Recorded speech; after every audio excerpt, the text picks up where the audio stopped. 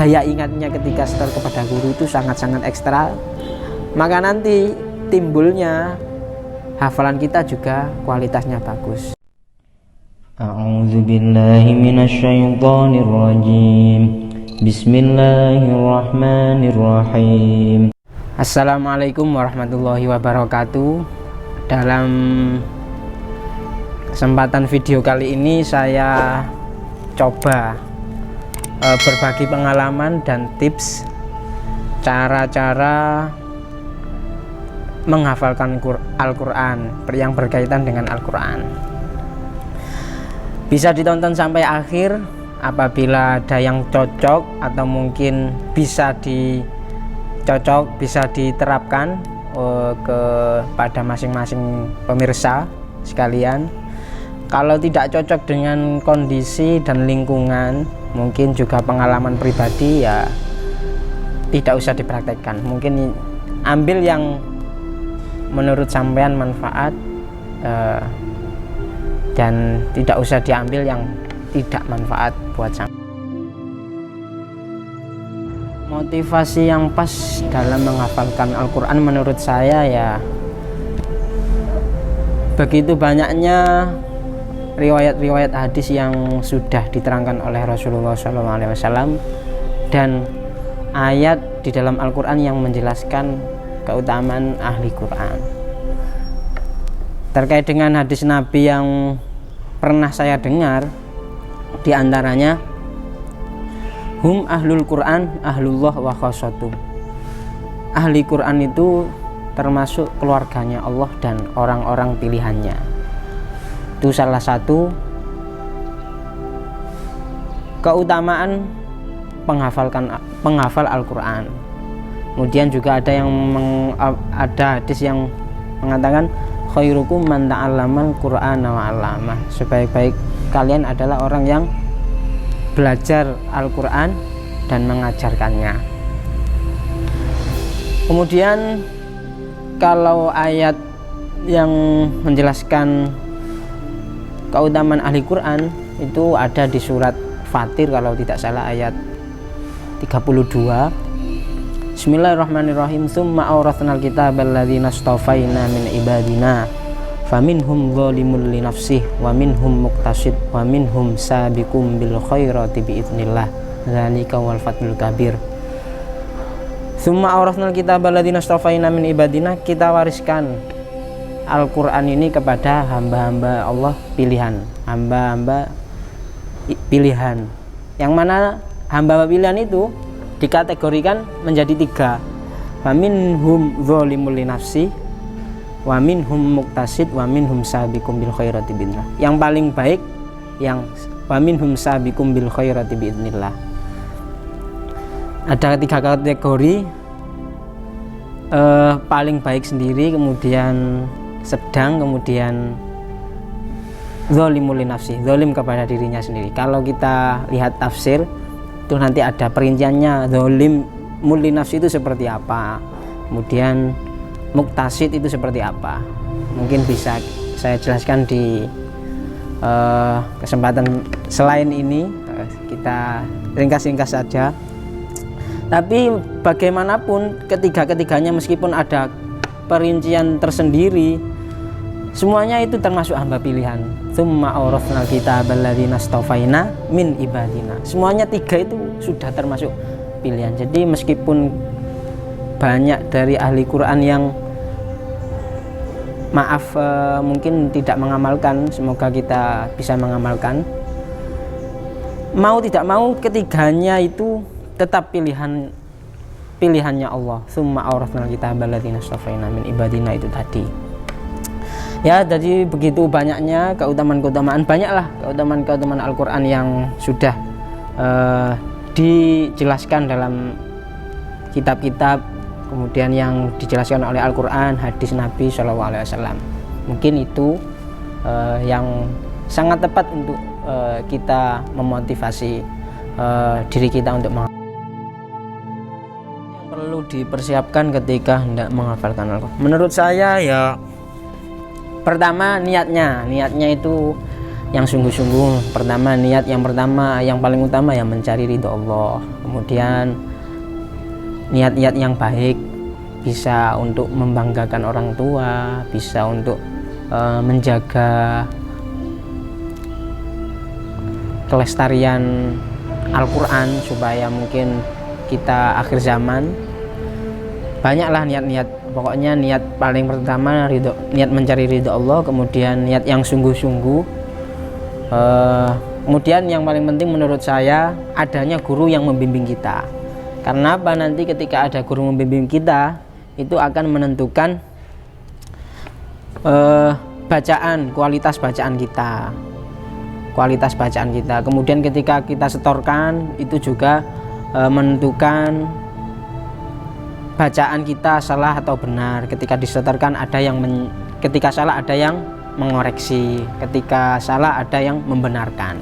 Itu pentingnya guru ketika hendak menghafalkan Al-Quran. Yang harus ditempuh ketika menghafalkan Al-Quran menurut saya, yang pertama kita harus mempunyai target, itu juga penting. Contoh, katakanlah kita mau khatam 1 tahun, kita mau khatam berapa tahun, itu juga penting. Kita mau, contoh target itu ya, kita mau sehari itu mau menambah hafalan berapa halaman. Semampu kita cari yang mampu, cocok dengan kondisi kita. Ada yang sanggup menghafalkan 1 hari 1 halaman, oke. Ada yang sanggup 1 hari 1 lembar, oke. Ada yang 1 hari 2 lembar ya juga oke. Monggo, terserah. Melihat kondisi pribadi masing-masing. Kemudian konsisten dengan jadwal yang kita buat. Kita juga harus punya jadwal yang kita buat. Sehari itu jam berapa kita menambah hafalan, jam berapa kita waktu murojaah, jam berapa. Kita harus punya jadwal-jadwal seperti itu untuk mendukung proses penghafalan kita. Kalau sudah disusun target, waktu-waktu, kita harus konsisten dengan jadwal yang kita buat. Kemudian satu yang penting itu menurut saya, banyak sekali para penghafal Al-Quran itu lupa bahwa harusnya kita punya wiridan membaca Al-Quran sampai khatam. Kadangkala orang yang menghafalkan Al-Quran itu ketika hanya hafal 5 juz, deresnya ya sampai 5 juz itu. 6 ke atas sampai 30 itu tidak pernah dibaca. Itu eman-eman. Karena apa? Kalau kita punya wiridan sampai khatam, paling tidak minimal 1 bulan sekali khatam lah.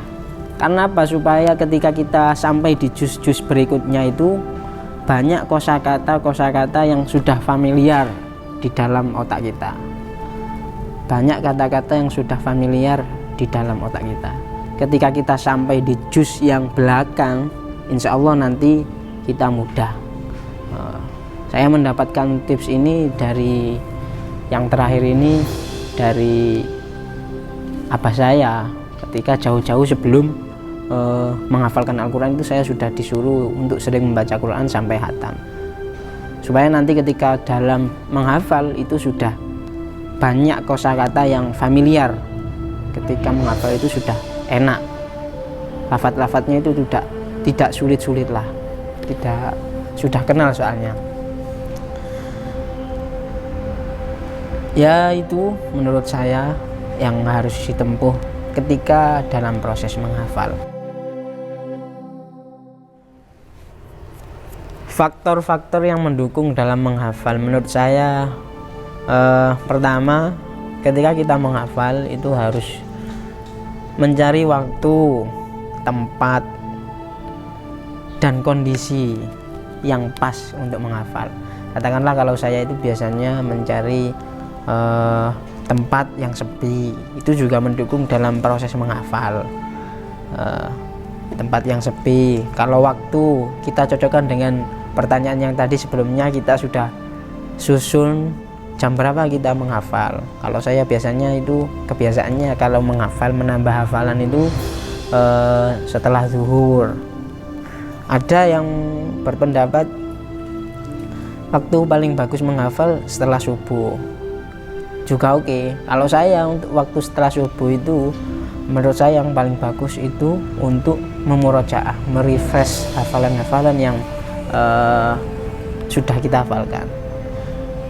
Sekali lagi ini tergantung dari masing-masing ya. Kalau nanti pas ya coba dipraktekkan, kalau tidak pas ya coba mencari yang cocok untuk diri sendiri. Sebisa mungkin mencari yang terbaik. Fajar waktu yang cocok untuk merefresh setelah subuh itu. Kemudian usahakan menghafal di jiwa yang tenang. Jiwa yang tenang itu piye? Ya wis gak kepikiran apa-apa, gak kepikiran masalah liyane, masalah lainnya. Contoh tidak memikirkan urusan lainnya. Misalkan kalau kita puasa itu tenang sekali karena tidak mikir makan. Itu contoh menghafal di jiwa yang tenang. Tetapi ya ada gimana caranya ketika kita juga menciptakan kondisi yang tenang, yaitu tadi ketika setelah urusan selesai semuanya, tidak ada urusan selain menghafal. Itu berarti kita sudah tenang. Kemudian continue, terus menerus itu adalah kunci. Dawuhnya kiai saya, Kiai Haji Hasyim Yusuf Al-Hafidh itu rahimahullah hafizahullah, semoga diberi umur panjang, sehat walafiat. Inti dari orang menghafalkan Al-Quran itu istiqomah, menderes. Intinya menghafal Al-Quran itu deres. Itu saya tulis di foto saya, itu dawuhnya beliau itu saya tulis di foto saya, kemudian belakangnya itu saya tulis dawuhnya apa. Saya taruh di dalam Quran saya ya untuk penyemangat diri saya ya. Jadi kembali ke diri kita masing-masing, kita carilah penyemangat apapun penyemangatnya, yang penting kita bisa semangat dalam menghafalkan Al-Quran sampai hatam. Kemudian yang membantu dalam proses menghafal ya antara lain sering-sering mendengarkan Al-Quran. Kemudian tadi itu kalau bisa dibantu puasa. Saya juga jarang-jarang kok puasa. Cuma ketika dalam keadaan puasa itu saya juga terbantu. Karena khusyuk ngono lho ngapalno iku. Ya itu, kemudian dibaca ketika sholat itu juga sangat membantu. Dibaca ketika sholat, ketika sudah hafal, coba dimasukkan dalam sholat kita, itu juga sangat-sangat membantu. Kemudian ini yang saya jalani itu salah satunya, setiap minggunya itu ada jeda, ada libur. Ketika kita sudah menghafal setiap hari, 1 minggu full, itu saya buat 1 hari setiap minggunya itu libur. Biasanya kalau saya itu liburnya hari Jumat. Karena apa? Ya setiap otak itu butuh istirahat lah, sebagai istirahat supaya nggak stres. Itu saya setiap minggunya harus ada istirahat. Jadi biasanya itu ketika Jumat ya tidak menambah hafalan lagi sudah. Kemudian murojaahnya juga berkurang. Itu tetap murojaah tapi tidak seperti hari-hari biasanya. Itu menurut saya faktor-faktor yang mendukung dalam menghafalkan Al-Quran. Banyak, kalau saya mungkin cukup itu. Sampai juga bisa mencari tips-tips yang lain, nanti bisa dikombinasikan, dicari yang terbaik untuk diri kita masing-masing. Contoh menghafal menurut saya, kalau saya tergantung ya. Yang paling pertama itu dibaca dulu satu halaman itu berapa kali secukupnya. Kalau saya biasanya 3 kali secukupnya lah. Kalau sudah dibaca satu halaman berulang-ulang secukupnya, kemudian lanjut proses menghafal. Proses menghafal itu kalau ayatnya pendek langsung 1 ayat dihafalkan. Kalau ayatnya panjang dicari di tempat berhentinya itu, wakofnya dicari, berhenti di situ. Contoh, kalau ayatnya pendek, Bismillahirrahmanirrahim, amma yatasaalun, diulang-ulang, amma yatasaalun, diulang-ulang sampai hafal, amma yatasaalun. Kalau sudah hafal, lanjut ayat berikutnya, anin naba'il azim, anin naba'il azim, diulang-ulang sampai hafal. Kalau sudah hafal, yang tadi diulang lagi, diulang dari awal, amma yatasaaluna anin naba'il azim, diulang, amma yatasaaluna anin naba'il azim, amma yatasaaluna anin naba'il azim. Sudah hafal, lanjut, alladzi hum fihi mukhtalifun, alladzi hum fihi mukhtalifun. Sudah hafal, ditambah berarti yang tadi diulang kembali, amma yatasaaluna 'anil naba'il 'azim alladzi hum fihi mukhtalifun. Begitu terus diulang-ulang. Menurut saya tidak ada yang istimewa dalam menghafalnya, saya ya seperti itu, manual saja. Yang penting tadi itu istiqomah. Kemudian kalau panjang berhenti di wakofnya. Contoh, khatamallahu ala qulubihim wa ala sam'ihim, khatamallahu ala qulubihim wa ala sam'ihim, diulang-ulang. Kalau hafal, kalau sudah hafal lanjut, wa ala sam'ihim wa ala absarihim ghishawatu wa lahum adzabun azim, diulang-ulang. Kalau sudah hafal yang tadi diulang, khatamallahu ala qulubihim wa ala sam'ihim wa ala sam'ihim wa ala absarihim ghishawatu wa lahum adzabun azim. Terus gitu manual, sedikit demi sedikit menjadi bukit. Kemudian faktor juga dalam menghafal saya biasanya itu terbantu dengan, karena saya sudah pernah sedikit belajar tentang ilmu alat, kemudian mufradat Arab. Itu juga saya sangat membantu ketika dalam proses menghafal. Terbantulah dengan kita sudah punya ilmu alat dan mufradat Arab. Kadang-kala kalau saya ayatnya bulat sekali itu dibantu dengan melihat terjemahan, itu juga sangat membantu. Adalah tipe-tipe seperti itu. Kalau saya biasanya kalau ayatnya bulat ini saya coba lihat terjemahannya. Oh ya, susunan katanya seperti ini. Setelah fiil atau seperti bagaimana itu saya coba lihat terjemahannya. Kalau sulit mungkin cukup itu kalau yang membantu dalam proses menghafal. Bagaimana cara mengukur kualitas hafalan kita benar-benar sudah hafal? Kalau menurut saya pertama coba disemakkan kepada teman, itu juga bisa menjadi alat ukur kualitas hafalan kita. Coba disemakkan ke teman. Kalau kita membaca sendiri kan masih ragu-ragu, maka kita setorkan kepada teman. Kalau lebih menantang lagi, coba langsung disetorkan kepada guru. Setelah ke teman, nanti ke atasnya lagi disemakkan, disetorkan kepada guru. Itu nanti kualitas hafalannya saya jamin itu sudah bagus, sudah teruji. Karena ketika kita menghadap guru itu saya yakin kita ngeredek semuanya. Itu daya ingatnya ketika setor kepada guru itu sangat-sangat ekstra. Maka nanti timbulnya hafalan kita juga kualitasnya bagus. Itu menurut saya. Pertama disemakkan kepada teman, kedua disetorkan kepada guru. menjaga himmah atau menghilangkan rasa malas. Ya memang proses dalam menghafalkan Al-Quran itu sangat panjang ya.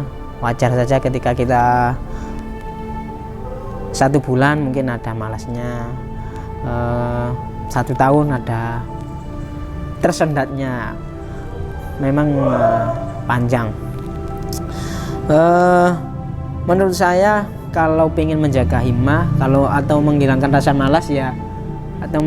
malas ya, dengan melihat ke belakang, kita itu menghafalkan untuk apa, kita motivasinya menghafal itu seperti apa. Dengan kita melihat ke belakang itu nanti akan menumbuhkan semangat seperti di awal kita. Kemudian mencari penyemangat yang lain. Contoh kalau saya itu penyemangatnya orang tua. Oh, saya pertama sudah dibiayai oleh orang tua, masa kita tidak mau memberikan hasil yang maksimal. Itu contoh penyemangat dalam menghafalkan Al-Quran. Pertama, kembali kepada niat kita. Kemudian yang kedua, mencari penyemangat eksternal, contoh orang tua dan lain-lain lah. Menghafalkan Al-Quran itu mudah atau sulit? Kalau ini kalau menurut saya ya tergantung dari pola pikirnya kita semuanya. Kalau kita berpikir sulit, nanti ya kita pasti akan dirundung kesulitan. Kalau kita berpikir mudah, insya Allah kedepannya juga mudah. Karena apa? Dibantu dengan ayat Al-Quran yang menjelaskan. Bismillahirrahmanirrahim. Walaqad yassarnal Qur'ana lidzikri fahal mim mudzakir. Ini terdapat di surat Al-Qamar, insyaallah. Walaqad yassarnal Qur'an ini di dalam surat Al-Qamar sampai diulang 4 kali. Sungguh telah kami mudahkan Al-Qur'an itu untuk dibaca, dihafal, fahal mim mudzakir. Maka kita mau tidak untuk mengingat-ingat. Di dalam Quran itu sampai diulang 4 kali. Kesimpulan saya berarti menghafalkan Al-Quran itu mudah, dibantu dengan penjelasan Al-Quran itu. Tinggal kita dibantu dengan pikiran kita harus selalu positif, bisa menghafalkan Al-Quran, bisa menghatamkan Al-Quran, insya Allah. Karena ada kata-kata Inggris itu yang menarik, you can if you think you can. Kamu bisa jikalau kamu berpikir kamu bisa. Jadi kalau kamu berpikir bisa, insya Allah bisa lah. Mungkin itu jawabannya. Jadi menghafalkan Al-Quran itu mudah, insya Allah. Cobaan dalam menghafalkan Al-Quran pasti ada lah. Seperti yang tadi di awal, janji-janji orang yang ahli Quran itu juga sangat-sangat mulia sekali.